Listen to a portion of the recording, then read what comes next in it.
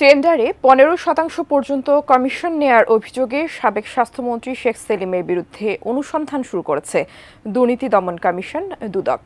এদিকে অবৈধ সম্পদ পেয়ে স্ত্রীসহ সাবেক তথ্যমন্ত্রী হাসানুল হক ইনু এবং সাবেক ডেপুটি গভর্নর এস.কে. সুর ও তার স্ত্রী কন্যার বিরুদ্ধে মামলা করেছে সংস্থাটি। তাওহিদ সৌরভ জানাচ্ছেন বিস্তারিত।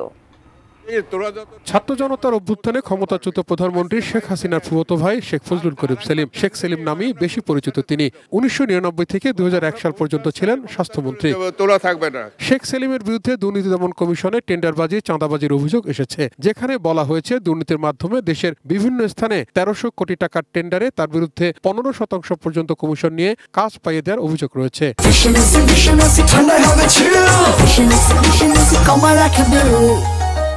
দেশের বিভিন্ন স্থানের 1300 কোটি টাকার টেন্ডার কাজে পছন্দের ঠিকাদারের নিকট হইতে 10% হইতে 15% হারে কমিশন গ্রহণপূর্বক কার্যাদেশ প্রদানের অভিযোগের বিষয়ে অনুসন্ধানের সিদ্ধান্ত গৃহীত হয়েছে।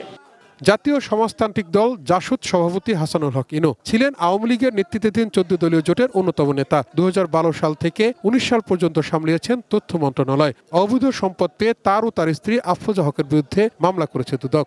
হাসানুল হক ইনু সাবেক সংসদ সদস্য, সাবেক তথ্যমন্ত্রীর অসাধু উপায়ে উপার্জিত অর্থ দ্বারা স্ত্রীর নামে বর্ণিত 1,49,00,000 টাকারও বেশি মূল্যের জ্ঞাত আয় বহির্ভূত সম্পদ অর্জনের সহায়তা প্রদান করার অপরাধ অনুসন্ধানকালে প্রমাণিত হয়েছে। অবৈধ সম্পদ থাকায় মামলা হয়েছে বাংলাদেশ ব্যাংকের সাবেক ডেপুটি গভর্নর এস.কে. সুর চৌধুরী, তার স্ত্রী সুপর্ণা সুর এবং কন্যা নন্দিতা সুর চৌধুরীর বিরুদ্ধেও। তাহিদ সৌরভ, এটিএন নিউজ, ঢাকা।